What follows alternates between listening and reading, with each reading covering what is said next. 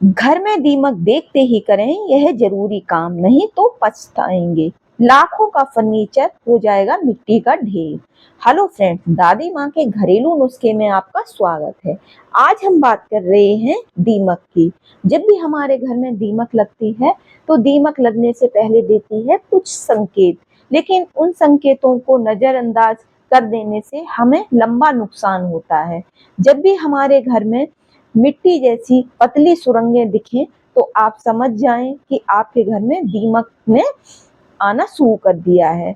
जब भी आपको खिड़कियों के आसपास पंख गिरे हुए मिले या फिर लकड़ी पर थपथपाने पर खोखली आवाज आना शुरू हो जाए तो समझ जाएं कि ये दीमक आने के संकेत हैं। दीमक ऐसे छोटे कीड़े होते हैं जो चुपचाप लकड़ी को अंदर से खोखला कर देते हैं। शुरुआत में तो दीमक लगने का पता नहीं चलता है, क्योंकि यह पहले अंदर से लगती है। इसका पता लगाना काफी मुश्किल होता है, लेकिन समय रहते अगर ध्यान दिया जाए तो ये फर्नीचर, दरवाजों, घर की लकड़ी वाली दीवारों को भारी नुकसान पहुंचा सकते हैं।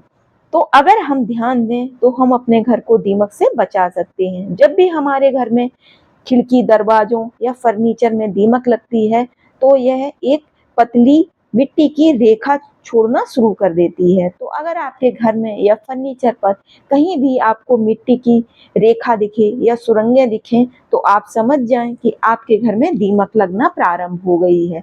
कभी कभी खिड़कियों के आसपास हमें इनके छोटे छोटे पंख भी मिलते हैं, और जब ये दीमक थोड़ा सा बढ़ जाती है तो यह अंदर ही अंदर फर्नीचर को खाना शुरू कर देती है और यह अंदर से खोखला हो जाता है। तो जब हम इसे थपथपाते हैं तो इसमें खोखली आवाज आना शुरू हो जाती है।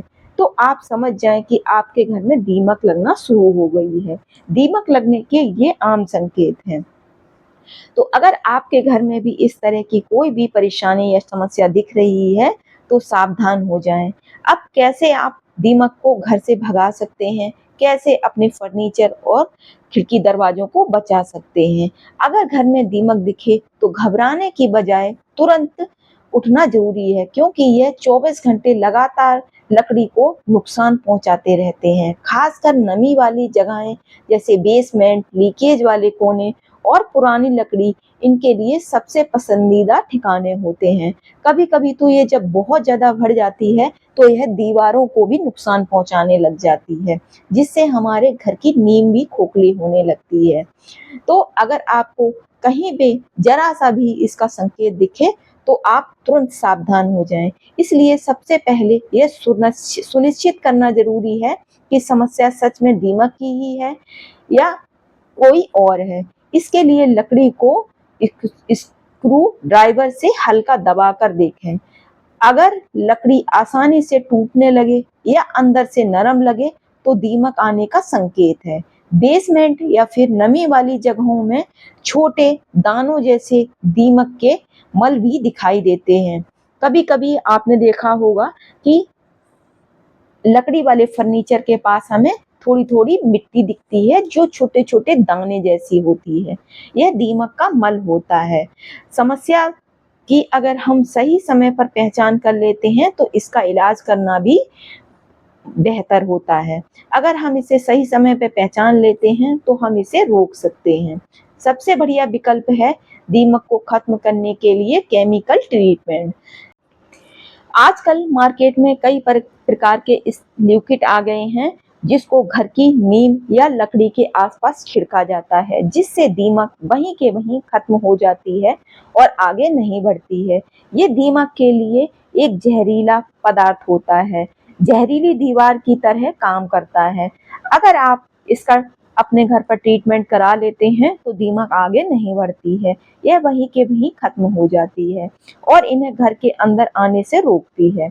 इसके अलावा ट्रामा इट वेट्स भी काफी असरदार माने जाते हैं। इन्हें घर के आसपास रखा जाता है। जब हम इन्हें अपने घर के आसपास रखते हैं तो इससे दीमक घर से दूर रहती है। दीमक इन्हें अपने पूरे समूह तक पहुंचा देते हैं, जिससे पूरी कॉलोनी खत्म हो जाती है और इससे हमारे घर बच जाता है। तो अगर आपके घर के आसपास इस तरह की कोई भी समस्या है तो आपको तुरंत यह उपाय करने चाहिए। साथ ही साथ तारपीन का तेल डालने से भी हमारे घर में दीमक से बचाव होता है। अगर दीमक की शुरुआत है तो आप तारपीन के तेल का इस्तेमाल कर सकते हैं। इससे भी दीमक खत्म हो जाती है। जब इनकी संख्या बहुत ज्यादा बढ़ जाती है तो फिर ये तारपीन के तेल से नहीं जाती है। बिना केमिकल के भी कुछ विकल्प हैं। जो लोग केमिकल इस्तेमाल नहीं करना चाहते हैं उनके लिए कुछ बिना केमिकल वाले तरीके भी मौजूद हैं।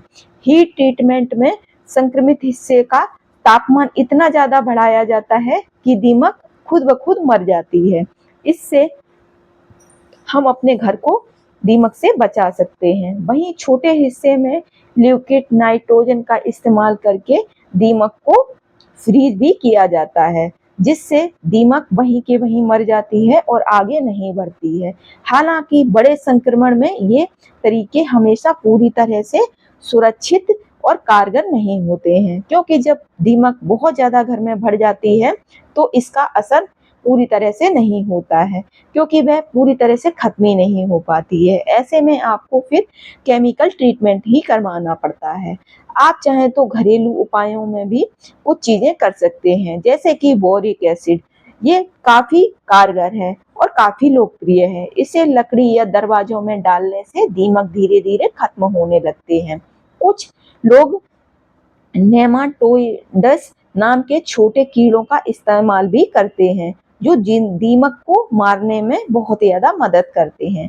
अगर आप इन कीटाणुओं को अपने घर में छोड़ देते हैं तो ये धीरे धीरे दीमक को खा जाती है। हालांकि ये तरीके छोटे और इन्फेक्शन में ज्यादा असरदार माने जाते हैं, तो हमें जहां तक हो केमिकल का ट्रीटमेंट ही कराना चाहिए, क्योंकि एक बार अगर दीमक पूरे घर में फैल जाती है तो उसे घर से निकालना बहुत ही ज्यादा मुश्किल हो जाती है। और यह सिर्फ खिड़की, दरवाजे और फर्नीचर को ही नहीं खाती है, बल्कि ये हमारी तरक्की को भी खा जाती है, क्योंकि दीमक का घर में होना बहुत ही ज्यादा अशुभ माना जाता है। कहते हैं कि अगर हमारे घर में दीमक लग जाती है तो यह धीरे धीरे परिवार की तरक्की को खा जाती है।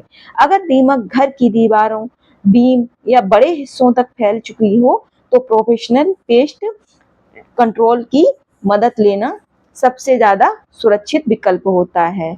एक्सपर्ट के पास ऐसे उपकरण, तकनीकें होती हैं जो दीमक को जड़ से खत्म करने में मदद करती हैं।